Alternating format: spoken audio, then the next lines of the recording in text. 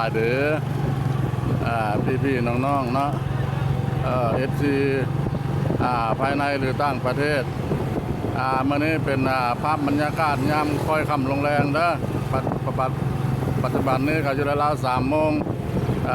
สิมุ่งหน้าไปเบิ่งการแข่งขันเนาะเฮือช่วงเนาะมันเป็นมื้อ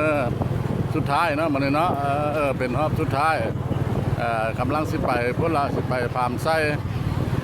ไปเบิ่งน้ำกันเลยเด้อท่านผู้ชมเด้อว่ามันสิไผ่แพ้ไผ่ชนะไผ่ได้รางวัลที่1ที่2เนาะไปเบิ่งพร้อมกันเลยเนาะท่านผู้ชมเนาะเวลาไปอยู่สถานที่ฟาร์มไส้เพิ่นเด้อไปเบิ่งน้ำกันเลยไปเบิ่งน้ำกันเลยโอ้ยาวกว้างไก่เด้อปีนี้เด้อ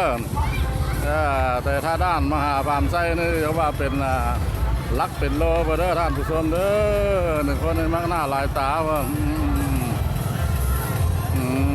อันนี้นะครับหัวหัวจะข้ามเด้อ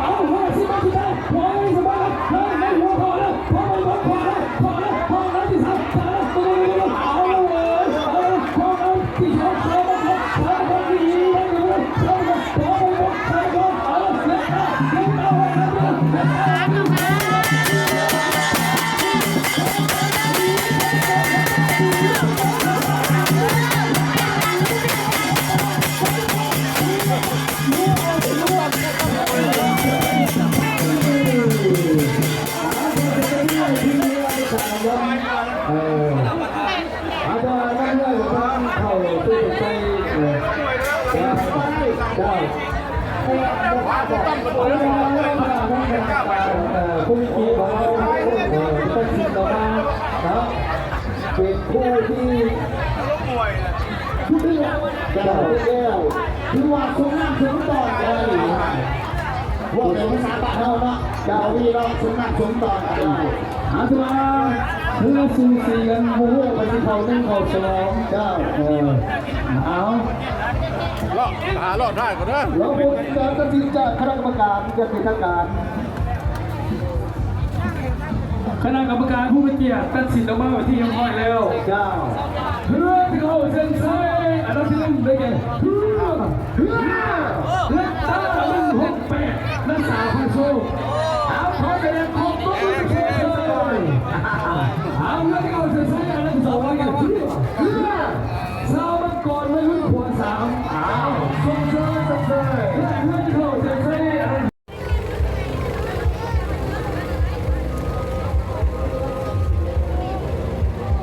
เพิ่นแก้กับคืนเด้อเพิ่นมาฮอดเส้นใจแล้วก็ไอ้ฮอบกลับคืนไปอีกกลับคืนไปบ่อนป้อยเพื่อมาคัดบาดนี่เนาะที่2ใช่กับที่2ที่1กับใช่กับที่1อันนี้นะมันลายตีพายเด้อ35หรือ50ตีพายเด้อที่ว่าเป็นเนื้อใหญ่เป็นเนื้อใหญ่ปล่อยเพิ่นปล่อยมากันนี่ล่ะมี3 ลำได้รางวัลที่1ละ1 ลำก็ยังบ่แน่นอนได้ยังไปจัดให้อีกสมมติว่าที่1น่ะมันมีหลายลำเนาะตัวอย่างว่า3 ลำบ่4 ลำมันคือได้เฮ็ดหลายฮอบสุดท้ายแล้วก็แม่นผู้ใดตกก็ตกไปเลยบาดในท่านผู้ชมเว้ยผู้ใดได้ที่1ก็ได้ไปเลยอันนี้ยังคัดฮอบเข้าเด้อคัดฮอบเข้าเด้อ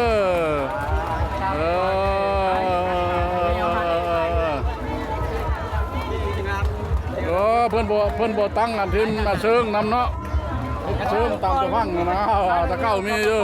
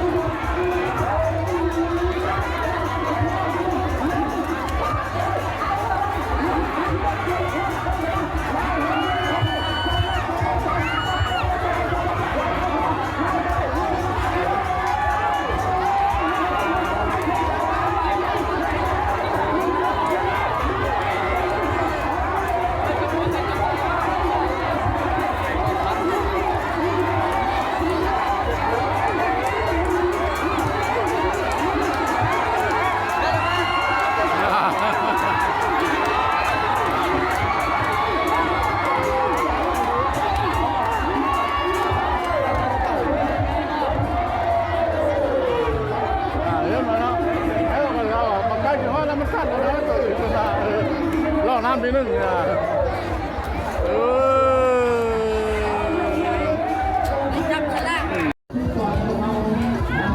อันนี้มันเป็น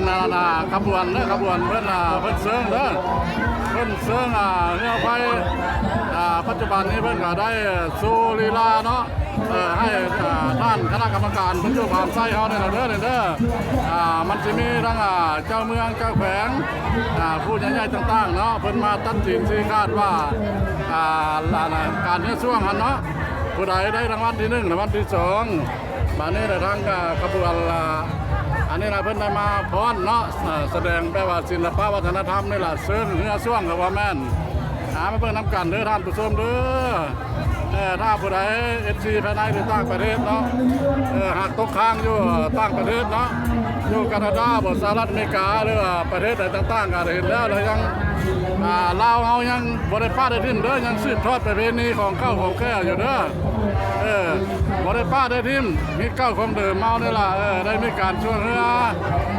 ปีนึงมีเดือนเดียวเด้ออยู่แข่งคำม่วนเมืองตะแคกเนาะมาส้มมาเชียร์น้ำกันเด้อท่านบริมากับเบื้องน้ำซองของพม่านพะโล้เด้อมีเก็บภาพบรรยากาศให้หัวเห็นมาเบื้องน้ำกันจังน้อยเดี๋ยวเพิ่นกับป้อยเรือลงมาเนี่ยว่าผู้ใดเดี๋ยวนี้เรากำลังสิป้อยเดี๋ยวนี้นะมันเป็นเรือมิตรภาพเนาะไทยลาวเนาะไทยกับลาวเรียกว่าฮอบชิงชนะเลิศผู้ใดตกกันมันตกไปเนาะผู้ใดได้กันมันได้ไปมาเชียร์น้ำกันเอาใจจุดใจเจ้าเด้อช่วยให้กินให้ไก่เด้อมาช่วยมาล้างกันเด้อจากน้อยเดียวเพิ่นก็ยังอันนั้นกันอยู่เนาะยังกล้าเกี่ยมเพราะว่าฮอบนี่มันเป็นฮอบสำคัญเด้อระหว่างมิตรภาพไทยลาวเด้อท่านผู้ชมเด้ออดใจเลยทางประมาณพะโล้เนี่ยสิเก็บภาพบรรยากาศในห้วยเห็นเมื่อทุกที่ทุกทางเด้อจะพาเดือนกิ๊บไก่เด้อจะพาเดือนกิ๊บไก่เด้อไปเป็นนีลาวเอาเด้อ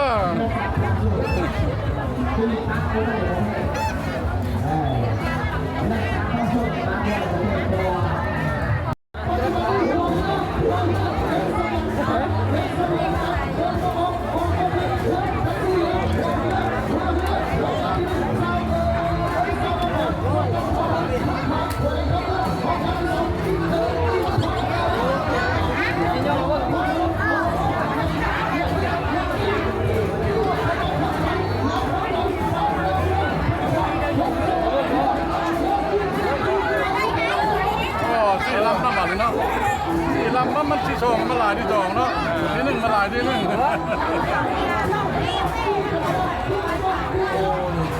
ในอยู่นอกไปกว่าไหนล็อกแค่เราเรียกเป็นอันนี้สังเกตบ้างไหมตอนนี้กันล็อกในมีแต่กินมันมาห้องนี่แล้วก็โตล็อกที่หนึ่งสักเท่าไหร่ล็อกในกินนี่กินไม่ได้หรอมาดิล็อก3ล็อก4กินร้อยโมนี่ท่านเดียวกับท่านนั้น2 ลำหมดแล้วจ้ะ2 ลำ4กันเลยเห็นว่าสั้นละท่านละลำบังมันที่นี่ตรงนี้ทำลำบังนี่ลำบังนี่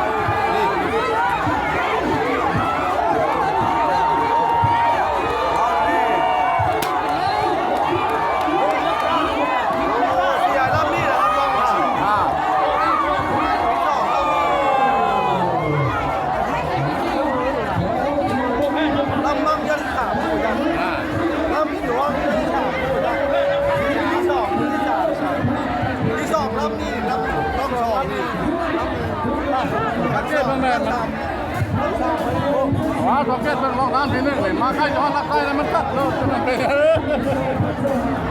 ไปเบิ่ง3 เดือนนี่แหละมาใกล้ย้อนรักใกล้แล้วตัดแล้วร้านที่หนึ่งจะเป็นไง